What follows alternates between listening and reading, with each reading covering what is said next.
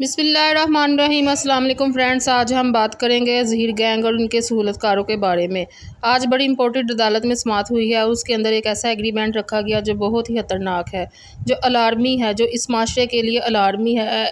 Agreement کیا ہے آپ کے سامنے رکھیں گے، جس کو سن کر آپ کے ہوش اڑ جائیں گے۔ جو ظہیر کے وکلاء نے دلائل دیے اور دوسری وکلاء برادری نے اس کے اوپر بحث کی، جج صاحب کے اس کے اوپر کیا کہا وہ بڑے انٹرسٹنگ ہیں، لیکن اس سے پہلے میں آپ کو بتا دوں کہ 200-300 گھنٹے گزر چکے ہیں، نور بی بی گرفتار نہیں ہوئی ہے۔ ہم نور بی بی کو ٹریس نہیں کر پا رہے، نور بی بی کو پکڑ نہیں پا رہے۔ کوئی کہہ رہا ہے وہ تاروں کے اوپر سے افغانستان چلی گئی ہیں، کوئی کہہ رہا ہے وہ تاروں کے نیچے سے ایران چلی گئی ہیں، کوئی کہہ رہا ہے بی بی کسی ڈیرے کے پاس ہے، کوئی کہہ رہا ہے گجرات کے کسی حلقے سے کھڑی ہو گئی ہے۔ بڑی متضاد خبریں آ رہی ہیں، لیکن حقیقت یہ ہے 250 سے 300 گھنٹے گزر چکے ہیں، نور بی بی اس کیس میں ابھی تک گرفتار نہیں ہوئی ہیں۔ آج عدالت میں 2 بڑے ایگریمنٹ ہوئے تھے، ایک جو جعلی نکاح اور جعلی گواہ ان کی ضمانت کے حوالے سے، دوسرا یہ ہے کہ ایم ایل اے کے حوالے سے۔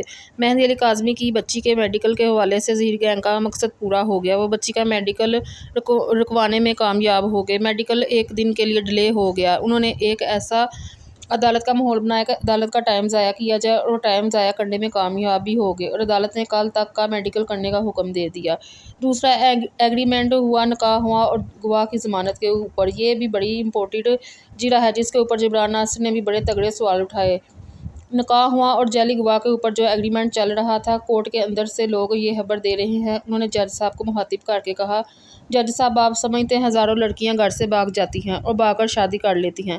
جج صاحب مسکرائے اور انہوں نے کہا اس میں کون سی بڑی بات ہے، مہندی علی کاظمی کی بیٹی بھی بھاگ گئی اور اس نے شادی کر لی، یہ ایسی ہی بات ہے جو نور بی بی کہا کرتی تھی، جو منظر عام سے غائب ہے، جو 300 گھنٹے ہو چکے ہیں۔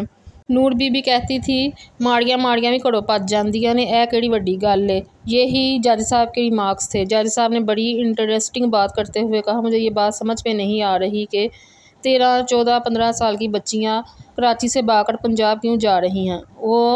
انہیں یہ بھی یقین دلایا جاتا ہے کہ انہیں حفاظت دی جائے گی، انہیں پروٹوکول دیا جائے گا، ان کے کھانے پینے کا اور بنیادی ضرورتوں کا خیال رکھا جائے گا، اور پنجاب چلی جاتی ہیں، ان کو بچانے والے اور سپورٹ کرنے والے بڑے موجود ہوتے ہیں۔ ان کے بعد جج صاحب نے کہا سوئٹزرلینڈ میں ایسا قانون ہے جس میں خودکشی کو جائز قرار دیا گیا ہے، ایسے ہی میں پاکستان سے بھاگ کر سوئٹزرلینڈ چلا جاؤں اور وہاں جا کر خودکشی کر لوں، کیونکہ پاکستان میں یہ حرام ہے اور سوئٹزرلینڈ میں یہ حلال ہے۔ اسی طرف میرا ذہن بنایا جائے گا، مجھے اس کے بارے میں اچھا کہا جائے گا، پھر ہی میں پاکستان چھوڑ کر سوئٹزرلینڈ جا کر خودکشی کروں گا۔ جج صاحب کا مطلب تھا کہ جو تاثر ان کے ذہن میں بٹھایا جاتا ہے، ان کے مسکرانے کی وجہ تھی، جو بات وہ سمجھانا چاہ رہے تھے کہ مہندی علی کاظمی کی بیٹی کس طرح مائنڈ میکنگ کی گئی، آپ بھاگ کر پنجاب چلی جاؤ، آپ کو ہر طرح کی حفاظت اور پروٹوکول دیا جائے گا، یہی ایگریمنٹ ہے جس کو سارے لوگ سمجھنا چاہ رہے ہیں۔ آپ کو بتاتے چلے ایم ایل او کے بارے میں ظہیر گینگ نے کہا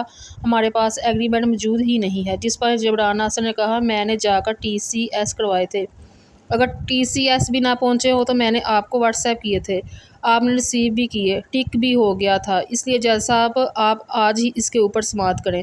جج صاحب کہنے لگے جعلی نکاح اور جعلی گواہ کے اوپر کی سماعت پر کافی ٹائم ہو گیا ہے، اس لیے ایم ایل او کے بارے میں کل سماعت ہوگی۔ آپ اس بات سے اندازہ لگائیں نکاح اور ضمانت کے اوپر فیصلہ محفوظ ہو گیا ہے، لیکن ایم ایل او کے اوپر یہ لوگ کتنا بھاگ رہے ہیں۔